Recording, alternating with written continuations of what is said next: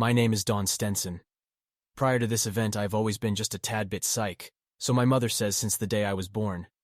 According to my mother, I used to tell her that people were coming before they arrived, and sure enough, they would show, or tell her so-and-so would be calling, and a few minutes later, they would indeed call. As a young child, I do remember having out-of-body experiences quite often. Of course, I did not know what this was, and I never talked to anyone about these episodes. My mother always thought I was a very odd child, and never encouraged this strange behavior. Quite the contrary. I think it gave her the creeps. I shut down these episodes because of that. At least I think that's why. In addition to the above experiences, I have always had total recall of all of my dreams each and every night. That is every night of my life. Also, I have had many visions throughout my life. A vision is not uncommon to Native Americans. However, some of us live their whole lives in hopes of having just one. I have been blessed with having had many. Some I understood, some I did not, until now. Those that did not make sense have now become clear through my life after life experience.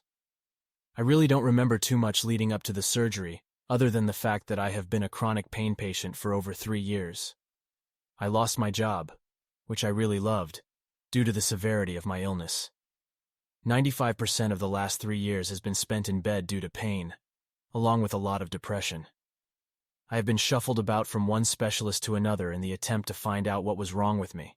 Finally, after 3 years of tremendous pain, I was sent to the medical center and it was discovered that I had pelvic floor disorder due to the pelvic mesh implant from a previous surgery. You know, the one you hear about on the TV all the time, transvaginal mesh lawsuit, that's the one. The mesh and the bone-in anchors needed to be removed. Surgery was scheduled for July 10, 2013, to remove the mesh and the bone-in anchors.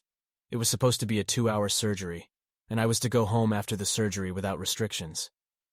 I went to the hospital with my sister, who stayed with me throughout the entire time. I don't remember anything, really, prior to the surgery. I remember waking up with my sister looking over me. She had on her face a look I had never seen before. It was a mixture of love and sincere fear. I asked her where I was. She told me that I was in the intensive care unit. I ended up having 2 major surgeries within 5 days. I do not know in which of the 2 I had my life after life experience. I am describing both hospital experiences first, then the life after life experience that I was told about later on by my sister while she had to watch me slip away from life more than once that night. What had happened to my 2-hour in and out surgery? It had taken longer than expected. The surgeon was able to remove the largest single piece of mesh in her entire career, and she was able to remove both of the bone and anchors. However, something had gone wrong, which had caused my blood pressure to drop down several times to 30. My sister said it was like watching an episode from Grey's Anatomy, with doctors running around me frantically yelling "Code Blue." They were very worried about me going into renal failure, whatever that is. Anyway, I was in ICU for many hours. Once stable, I was moved to another room. I was eventually released later in the day. I was home for 5 days. On July 15th, I began to experience severe abdominal pain. I was home alone. My husband was at the pharmacy picking up my pain meds. I began to double over in pain and was trying so hard to get to my bed. I needed to get to my cell phone, but I was in so much pain I could not think straight. I had no idea where my cell was. I heard it ring. The sound was coming from my bedroom. I went towards the sound. It was my sister. I tried to tell her about the pain, but I could barely speak. She told me to hang up and call an ambulance. I did. The next thing I remember were paramedics standing over my bed. The next thing I recall was being carried out of my house on a stretcher. There was the most beautiful sky above, the likes of which I had never seen before. The pain. I did not know the human body could ever feel or be in the amount of pain in which I was. I wanted someone to kill me. Please. I begged for death. I was screaming aloud in pain. I was begging the paramedic for a catheter. Something was very wrong. I needed to urinate so very badly, but could not. The ambulance took me to a hospital, about 8 miles away. Upon my arrival, they gave me a catheter, thank God, and ran a CT scan. They told me I had had a bladder cramp and that they can be very painful. No kidding. The CT scan showed that I had internal bleeding from the surgery. They had nicked the aorta. Well, that hospital didn't want a thing to do with me, so they put me back in the ambulance and sent me back to the hospital over the Bay Bridge in the middle of the night. I woke up in surgery again. This time the surgeon explained to me that he had to stop the leak in the vein. It had been accidentally snipped in the previous surgery. The surgical team all told me how very lucky I was to be alive. Had it not been for the bladder cramp and its onset, I would have never called an ambulance. I would have fallen asleep and never ever awakened. I had been at home for 5 days with internal bleeding. No one knew. After the surgery, as I recovered in the hospital, I was taken aback by all the well-wishers by the staff members. Everyone on the floor, the nurses, the cleaning crew, the assistant, and the doctors, who especially kept saying how very lucky I was to be alive. It seems it was only me that knew luck had absolutely nothing to do with it. God is in complete control and is omnipresent. This is a sentence and thought I would not have had prior to my event. I left my body slowly, peacefully, and effortlessly. I began a very slow journey through a semi-darkened tunnel upward towards a light far away at first. In the distance, I could make out the silhouette of 2 figures on the left side. On the furthest to the left was the taller of the 2. Directly next to him was a much shorter person. As I neared them, I somehow knew the tall figure on the left was indeed my grandfather, and next to him, the short figure, was my great-grandmother. I could not make out any of their features. They were all shadow silhouette. A very, very bright light glowed from behind them both. I was to stop where I was and to go no further. I did not hear any voices. I was made to understand this. I was not allowed to go nearer. I was not ready. More importantly, it was made known to me that I had not done enough good in my life in order to be allowed to join them. I have to do much more good. I must go back. I turned around. As I began my descent, I was stopped. I was made to understand that I had a choice to make. I was shown 2 families. One family was on my left. This was the family that I knew. It was the family that I came from. The other family was on my right side. It was a large family with many more people than the family on my right. I had a decision to make. Which family did I want to go back to? The family on my left or the family on my right? I remember that this was not a decision made lightly. I took some time in making this decision. I finally decided to return to the family with which I was familiar. And so I did. I then regained consciousness.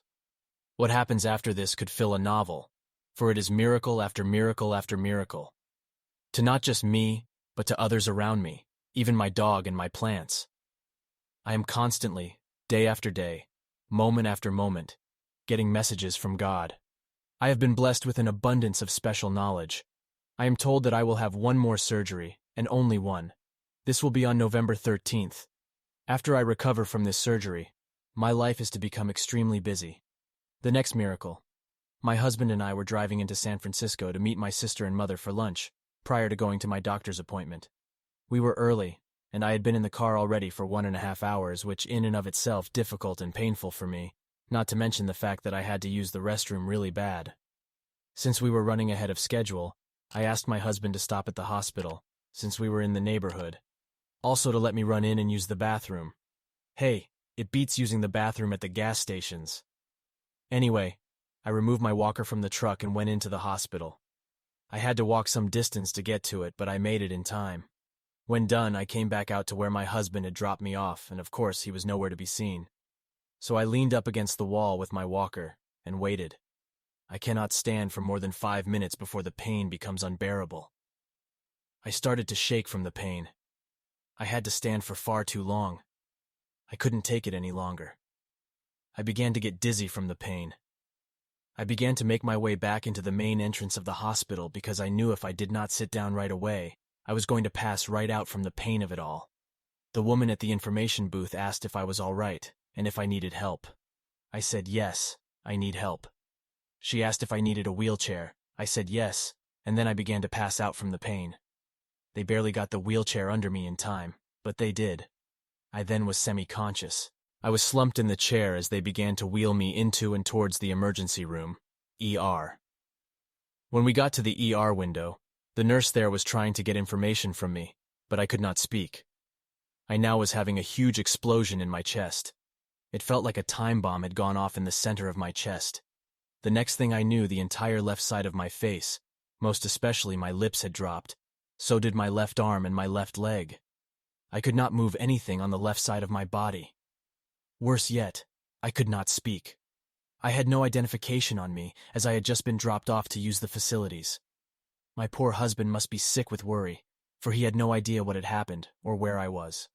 For that matter, neither did my mother or my sister, who we were meeting for lunch. The staff finally got me on a hospital bed. I still could not speak. The doctor came in and realized I had probably just had a stroke, and then all hell broke out. He then called in another doctor, and then another doctor. They began firing questions at me, which were very difficult to answer, using only the right side of my mouth. I recall tears running down my face. I kept repeating, "Thank you, God," over and over and over. I felt no fear at all. I felt only love. I felt only calm. I felt only gratitude. I was truly blessed. Who gets to have a stroke while in one of the best hospitals in the United States? After many hours and many tests, even though all those doctors witnessed all of my symptoms, they could not find anything wrong with me, nothing at all. My heart was great, my brain was fine, everything checked out perfectly. As I have said, since my experience, my life has changed drastically and continues to do so. There is simply too much to write. I am considering writing a book, or perhaps a blog, as I have so very much to say, and I feel very compelled to share the messages that are coming my way. Watch this near-death experience next, about a woman who recites an incantation used in Catholic exorcisms. It's truly an extraordinary experience.